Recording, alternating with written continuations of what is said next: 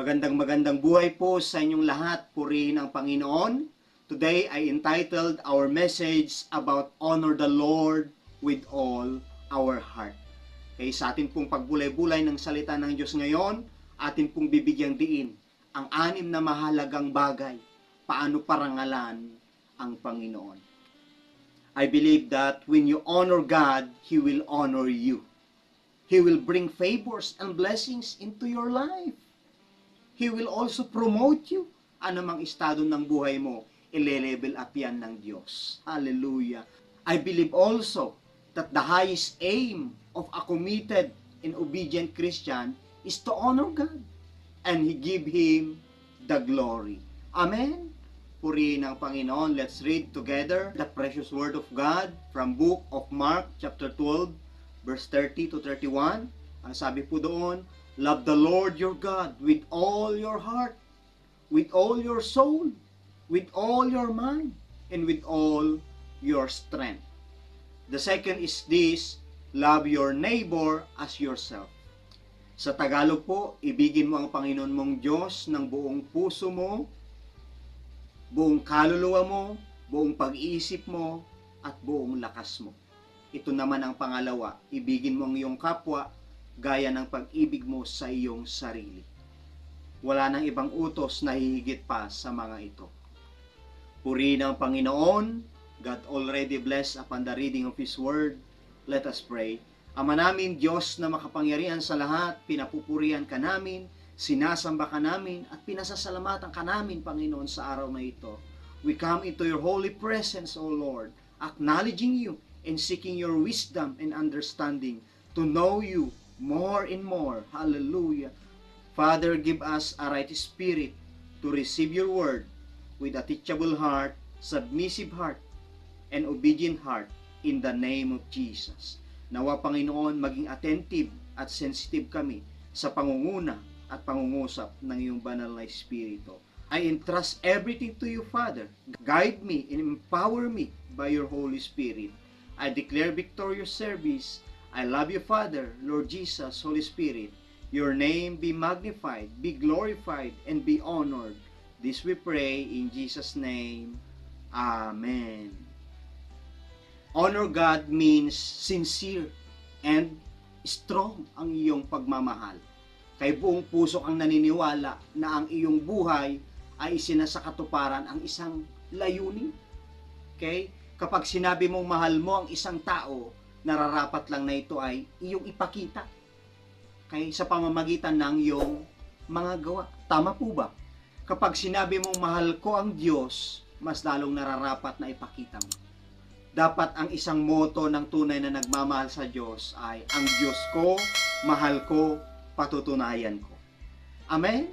Hallelujah. Luke chapter 6 verse 46, maraming tumatawag sa Kanya ng Panginoon, Panginoon. And yet, hindi naman nakikinig, hindi naman tumutupad, at hindi sumusunod sa Kanya. Okay? Ano nga ba ang ibig sabihin ng honor? Honor means high respect and regard. Ang pag-honor sa Panginoon, mga minamahal, ito ang pinakamataas at pinakamagandang honor na ibinibigay ng mga tunay na Kristiyano. Hindi po pwedeng okay na, tumanggap na ako kay Kristo, baptized na ako, saved na ako, secured na ako, panlangit na ako. Kaya hindi po, kapatid.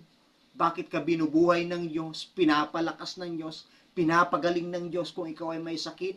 There's a purpose. Because God is a God of purpose. Hallelujah. May layunin din ang Panginoon. Bakit ka nakikinig ngayon ng salita ng Diyos? You need to grow, to be mature, and to be used by God. Amen? May plano ang Diyos sa iyo, kapatid. May mission ka na dapat mong gampanan here on earth. That's why I encourage you na magpatuloy ka sa Panginoon dahil malaki pong naghihintay na gantimpala sa iyo dito sa lupa maging sa langit. Hallelujah. Isaiah chapter 43 verse 7, God created us for His glory. Therefore, honor Him. Give glory to the Lord. Amen. 1 Corinthians chapter 10 verse 31, so whether you eat or drink or whatever you do it all for the glory of God. Hallelujah. Kamusta ang buhay pananampalataya mo, kapatid? Kamusta ang pag-ibig mo sa Diyos? On fire pa rin ba? O baka nanlalamig ka na? Lukewarm. Kamusta ang pagkakakilala mo sa Panginoon? Maraming tao ang tingin nila sa Diyos ay hingian lamang ng tulong. Kapag may matinding pinagdadaanan, kapag may matinding problema, saka lang sila lumalapit at naaalala ang Panginoon. Gusto ng Diyos, kapatid, kilalanin mo siya. Gusto ng Diyos, parangalan mo siya. Do you still honor the Lord? Ikaw lang po makakasagot niyan, kapatid. Na-honor ba natin ang Diyos sa ating talents, skills? Na-honor ba natin ang Diyos sa ating oras? Na-honor ba natin ang Diyos sa ating treasures? Kayamanan natin? As Christian, we should be aware kung na-honor ba natin ang Diyos o hindi. We should be sensitive sa lahat ng ating ginagawa. Bakit? Sometimes, nasasaktan na natin ang puso ng ating Panginoon. Hallelujah! Christian must live with conviction, not convenient. Tama po ba? Now, how to give your best in order to honor the Lord? Kaya yan po ang ating bibigyang pansin sa araw na ito. 6 important things to honor the Lord. 6 po na mahalagang bagay para maipakita ang ating pagkilala, pag-honor sa Panginoong Diyos na makapangyarihan sa lahat. Okay, first, if you really love God, you will honor Him. Then, you must know Him by reading His Word. Remember this fact. The better you know God, the more you love Him. Okay? Habang nakikilala mo ang Diyos, mas lalo kang napapalapit sa Kanya at napapamahal sa Kanya. Okay? The more na nagbabasa ka ng salita ng Diyos, kapatid, the more na nakikilala mo siya.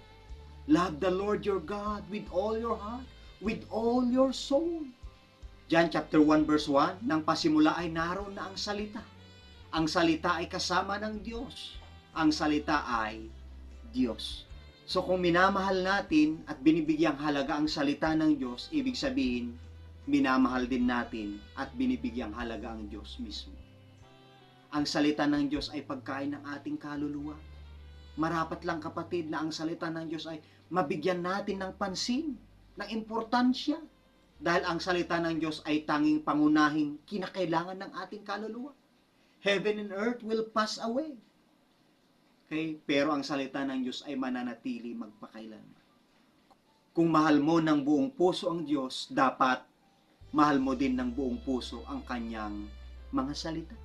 Dahil mahal na natin ang Diyos, mahal na natin ang Kanyang salita, ngayon, susunod tayo sa mga utos niya. Tama po? Joshua chapter 1 verse 8, kung gusto natin magtagumpay, huwag mong kaliligtaang basahin ang aklat ng kautusan. Pagbulay-bulayan mo iyon araw at gabi upang matupad mo ang lahat ng nakasaad doon. Okay? Sa ganoon, magiging masagana at magtatagumpay ka sa iyong pamumuhay. Take note of this. The purpose of reading God's Word is to get direction from God, to grow daily in God, to delight in God. Okay? Sapagkat sinabi ng Psalms chapter 37 verse 4, delight yourself in the Lord, and He will give the desires of your heart. Amen? Awit 16 verse 11, ituturo mo ang landas na patungo sa buhay.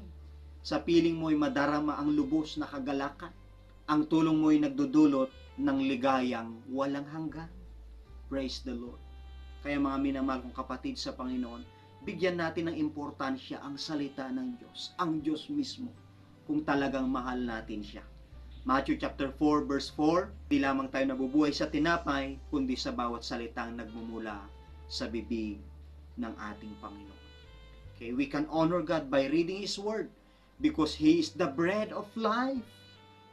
Tandaan po natin, the greatest needs of Christians, whether young or old in the Lord, is to spend a certain amount of time every day by reading and meditating the Word of God.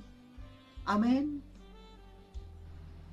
Our second point, if you really love God, you will honor Him And then you will seek Him with all your heart by worshiping Him.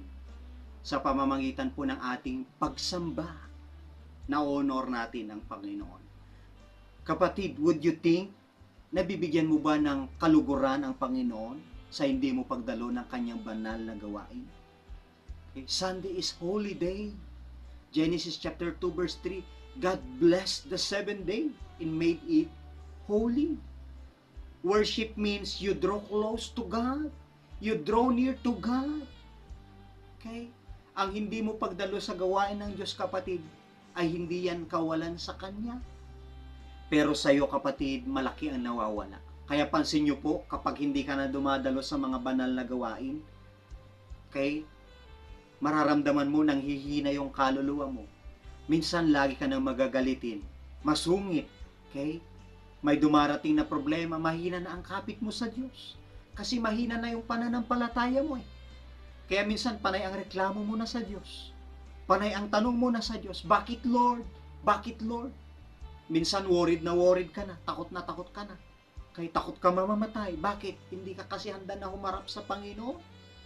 Worshiping God means acknowledging and celebrating His power, imperfection, and gratitude. Kasama ang paghanga sa kabanalan ng Diyos, pagdakila sa Kanyang mga ginawa, at paggalang sa Kanyang banal na presensya. Kamusta ka, kapatid? Ano ang tugon mo sa kabutihan ng Diyos? Ano ang tugon mo sa katapatan ng Diyos? Ano ang tugon mo sa mga ipinagkakalob ng Diyos sa iyo? Ng biyaya ng Diyos sa iyo? Kapatid, huwag kang madamot ng oras para sa Kanya. Huwag kang madamot magbigay sa gawain niya. Huwag mong ipagdamot ang regalo niya sa iyo. Ano man yung talent, skills na meron ka, parangalan mo siya ng may katapatan. Sumunod ka sa Kanya na may katapatan. Okay? Be thankful, be grateful, worship Him. Hallelujah. Our Father in heaven is seeking the true worshipers that will worship Him in spirit and in truth. Ang Diyos ay naghahanap siya ng mga tunay na sasamba sa Kanya sa espiritu at sa katotohanan. Okay? Ang Diyos gusto niya, siya ang dapat papurihan at sambahin ng Kanyang mga nilikha. Hindi ang mga ginawa ng tao ang sambahin, dahil ang Diyos ay mapanibughuin. Isa po ito sa Ten Commandments na sinabi ng ating Panginoon. Exodus chapter 20, verse 3 to 6. Sabi niya, huwag kang sasamba sa ibang Diyos maliban sa akin. Huwag kang gagawa ng imahin ng anumang nilalang na nasa langit, nasa lupa, o nasa tubig upang sambahin. Huwag mo silang yuyurakan ni sasambahin, sapagkat akong si Yahweh na iyong Diyos ay mapanibughuing Diyos. Ang kasalanan ng mga magulang ay sinisingil ko sa kanilang mga anak hanggang sa ikatlo at ikaapat na salinlahi. Grabe. Verse 6. Ngunit ipinadarama ko ang aking pag-ibig sa libu-libong salinlahi ng mga umiibig sa akin at tumutupad sa aking mga kautusan. Okay, Deuteronomy chapter 6 verse 13. Honor the Lord your God. Worship only Him, and make your promises in His name alone. Siya lang po, at siya lang. Deuteronomy chapter 6 verse 14 and 15. Huwag kayong susunod sa ibang mga Diyos, ang mga Diyos ng mga mamamayan sa inyong paligid. Verse 15, dahil ang Panginoon na inyong Diyos na kasama nyo ay ayaw na may sinasamba kayong iba. Kung sasamba kayo sa ibang Diyos, ipadarama ng Panginoon ang Kanyang galit sa inyo at lilipulin niya kayo sa mundo. So igalang mo, kapatid, ang Panginoon at siya lamang ang iyong sambahin. Amen? If you truly love God, you must worship Him. Dahil diyan siya natutuwa. Okay? Diyan mo siya nabibigyan ng kaluguran at napaparangalan. Okay? Therefore, sabi ng Hebrews chapter 10 verse 25, let us not neglect our meeting together, as some people do, but encourage one another, especially now that the day of His return is drawing near.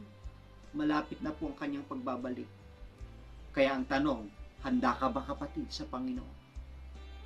Pag dumating ang Panginoon, ano man ang ginagawa mo, saan ka man, hindi mo na po yan matatakasan. Muli po, hindi po kawalan sa Panginoon kung hindi mo siya sasambahin.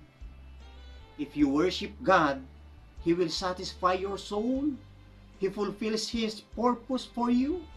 And even your faith will increase. So make a sacrifice to worship Him. Amen. God will be honored when you seek Him. God will be honored when you praise Him.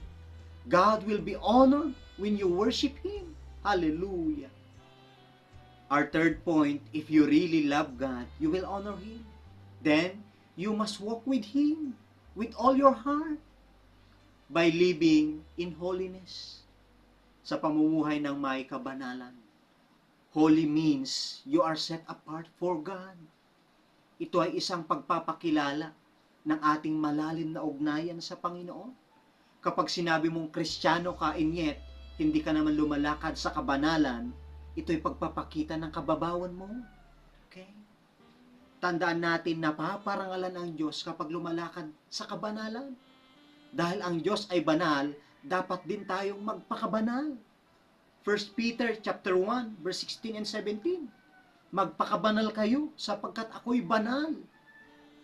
Walang itinatangi ang Diyos. Pinapahalaga niya ang bawat isa ayon sa mga ginagawa nito. At dahil tinatawag ninyo siyang Ama, igalang ninyo siya habang kayo'y nabubuhay. If you really love God, then you embrace holiness. Kung dati sabungero ka, ngayon tanggalin mo na. Kung dati sugarol ka, ngayon tanggalin mo na. Kung dati adik ka, pusher ka, tanggalin mo na. Kung ikaw ay namumuhay pa sa fornication at may anak na kayo, magpakasal na kayo, kapatid. If you want to honor God with your family. Dahil mahalaga sa Panginoon ang pamilya. In-honor niya ang marriage. Hallelujah. Reminder ko lang po, maaari enjoy na enjoy ka ngayon. Pero bukas, iyak ka na. Bakit? Suffer the consequences. See your disobedience tomorrow. I cannot judge you, kapatid, but God knows everything. Makatarungan ang Diyos. Maybe may konting tiis ngayon, sakripisyo, dahil sa ating pagpapakabanal sa Panginoon. But see your obedience tomorrow. Okay? Dahil may reward na iprepare ang Diyos sa iyo at sa akin. Amen? God will bless you with peace, joy, and gladness, fulfillment, and hope for the future. Ayaw mo pa yon, kapatid? Pag-isipan po natin na mabuti ito. Live by the Spirit of God. Live in holiness. Mamuhay ka na may kabanalan. Pastor, ang hirap-hirap eh. Ang daming bawal. Maari, kapatid, sa una lang yan. Kasi maybe iniisip mo kung anong sasabihin ng iba, ng kapamilya mo, ng kaibigan mo, ng nasa paligid mo, o maybe nasa katrabaho mo. Kapatid, ang dapat mong isipin ay kung paano mo ma-honor ang Diyos. Tama po ba? Paano ka na-impluwensyahan ng sistema ng mundo? Ito ang mga ginagamit ng dyablo para akitin ka. Para mapasama ka sa kanya. 1 John chapter 2, verse 16 and 17. For everything in the world, the lust of the flesh, the lust of the eyes, and the pride of life, okay, comes not from the Father, but from the world. Ang lahat ng nasa sanlibutan, ang masasamang nasa ng laman, ang nasa ng mga mata, at ang pagmamalaki sa mundong ito ay hindi nagmumula sa Ama, kundi sa sanlibutan. Yung lust of the flesh, our selfish passion to feel, yung hilig sa pakiramdam, okay, to take pleasure and sex, okay, food or other vices, okay, ibang mga bisyo. Yung lust of the eyes, minsan tuloy nagkakaroon ng inggit ang iba. Bakit? Okay, our obsessive desire to have possessions, significance, security, material goods. Okay? Labis na pagnanais na magkaroon ng mga ari-arian, kahalagahan, seguridad, at mga material na bagay. Kapatid, hindi ko po kayo dinidiscourage. 100% walang problema kung ikaw ay magkaroon ng mga blessings, financial man yan, materials, or whatever. Basta gamitin mo yan for the glory of God. Salamat po sa Panginoon sa isang family church member natin. Okay? Mayroon po silang mga sasakyan. And they are willing na ipagamit ito sa atin sa mga gawain ng Panginoon. May lupa, ibinigay sa gawain ng Panginoon. Hallelujah. Okay? Pangatlo yung pride of life, pagmamalaki sa buhay. Our excessive compulsion to be in a position of status, significance, or power over others. Gustong-gusto na nasa posisyon ng katayuan at kapangyarihan sa iba. Ngayon pong nalalapit na naman ang eleksyon, maglalabasan na naman po ang mga pera. Kay pila dito, pila doon, sa kagustuhan na makaupo sa posisyon, gagawin ang lahat. But the question is, gusto ba ng Diyos yung pamamaraan na yan? Si David naging hari dahil nalugod ang Diyos sa kanya. Si Daniel na promote, itinaas sa antas ng paglilingkod dahil nalugod ang Diyos sa kanya. Kapatid, mga minamahal, kung talagang gusto mong i-honor ang Diyos, habang nakikilala mo siya, habang lumalago ka sa kanya, dapat tinatanggal mo na ang mga bagay na hindi nagbibigay gloria sa kanya. When you live in holiness, naniniwala ako, nasa iyo ang pabor ng Diyos. Galatians chapter 5 verse 19 to 21, hindi may kakaila ang mga hilig ng laman, pakikiapid, kahalayan, at kalaswaan, pagsamba sa Diyos-Diyosan, pagkukulam, pagkapuot sa isa't isa, pag-aaway-away, pagsiselos, pagkakagalit at kasakiman, pagkakampi-kampi at pagkababahagi, pagkainggit, paglalasing, kalayawan, at iba pang katulad nito. Muli ko kayong binabalaan. Ang gumagawa ng mga ito ay hindi magkakaroon ng bahagi sa karyaan ng Diyos. At sabi pa po dun sa baba sa verse 24 and 25, at pinatay na ng mga nakikipag-isa kay Kristo Jesus ang kanilang makasariling pagkatao, pati na ang mga masasamang hilig nito. Verse 25, kung ang Espiritu ang nagbibigay buhay sa atin, siya na rin ang paghariin natin sa ating buhay. Sa unang 1, chapter 2, verse 17, mawawala ang sanlibutan at ang lahat ng kinahuhumalingan nito. Ngunit ang mga sumusunod sa kalooban ng Diyos ay mabubuhay magpakailanman. Hallelujah. Kaya kapatid, no compromising. Huwag tayo makiayon sa takbo ng mundong ito. Do not be conformed to the pattern of this world. Be transformed, be renewed. Maraming sumusunod pero half-hearted. Kagaya po ni Pedro, he walked with God. Sumunod kapatid ng buong puso, ng buong kaluluwa, ng buong lakas ng iyong pag-iisip, hindi pakitang tao. Amen? In our conclusion, let your love be genuine and desire to act honorably in all things. Sabi ng Hebrews chapter 13 verse 18, maging layunin po nating mabuhay ng matuwid sa lahat ng panahon. Kasi hindi natin alam ang muling pagbabalik ng ating Panginoon.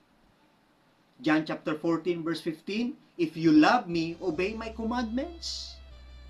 John chapter 15 verse 10, when you obey my commandments, you remain in my love, just I obey my Father's commandments and remain in His love. When you obey God, you honor God. Your obedience always brings blessings. Hallelujah, hindi lang naman po ang financial material ang pagpapalay. Yung malakas ka, masigla ka, payapa ka, masaya ka. Don't run away from God's will. Instead, embrace God's will. Amen po ba? Sa hindi po pagsunod ni Jonah sa kalooban ng Diyos, halos mapahamak na ang lahat ng nakasakay sa barko na kanyang sinakyan. Maraming napapahamak because of our wrong decisions, because of not listening, because of not obeying God. When you obey God, tandaan mo kapatid, observe the mighty hand of God in your life and in your situation. Dahil nandun ang pagsama ng Diyos sa iyo. 1 Samuel chapter 2 verse 30, the Lord declares, "Far be it from me, for those who honor me, I will honor, and those who despise me shall be lightly esteemed." Okay? If you want to honor God, then pursue righteousness, and love finds life, prosperity, and honor. Proverbs chapter 21 verse 21. Sa Tagalog, ang lumalakad sa daan ng katwiran at katapatan ay nagkakamit ng buhay at karangalan. Purihin ang Panginoon sa kanyang kaluwalhatian magpakailanman. I hope na kayo po ay napagpala sa mensaheng ito ng ating Panginoon. Nawa ay sa susunod, ituloy po natin yung tatlong mahalagang bagay pa. Paano natin ma-honor ang Panginoon. So, let us pray. Heavenly Father, we praise and glorify your holy, holy name. We worship you and adore you. Father, salamat po sa patuloy ninyong pagtuturo, pagtatama, at pagbibigay ng kaalaman na unawain ang iyong banal na kalooban. Help us, Father, to love you with all our heart and to obey you more and more. I pray na sa lahat ng nakapakinig ng inyong salita ngayon ay matutong sumamba sa inyo, sa espiritu at sa katotohanan, matutong magpasakop at magpasailalim sa iyong banal na kalooban. Patuloy po ninyo silang katagpuin at kausapin, Panginoong Hesus. Matutunan po nilang mahalin ka ng buong puso, ng buong kaluluwa, ng buong pag-iisip at ng buong lakas. In the name of Jesus. Guide them and lead them, Lord. Manawaan nila ang buong katotohanan na kayo lamang ang dapat sambahin at paglingkuran. Palayain po ninyo sila sa anumang tukso, pandaraya at pang-aalipin ng dyablo, ang lust of the flesh, lust of the eyes, at the pride of life. In the name of Jesus. O Lord, bless all the viewers with good health, satisfied life, blessed life, and abundant life. I pray, Father, na kayo ang matanyag, makilala, at mahayag kayo sa buhay ng bawat isa. Makita ang inyong kabutihan, kadakilaan, kabanalan at katapatan. Hallelujah. May our life be filled with hope, be filled with your presence and your power and your glory. Father, we praise you that you are a promise keeper and light in the darkness. We praise your glorious name forever and forever. This we pray in Jesus' name. Amen.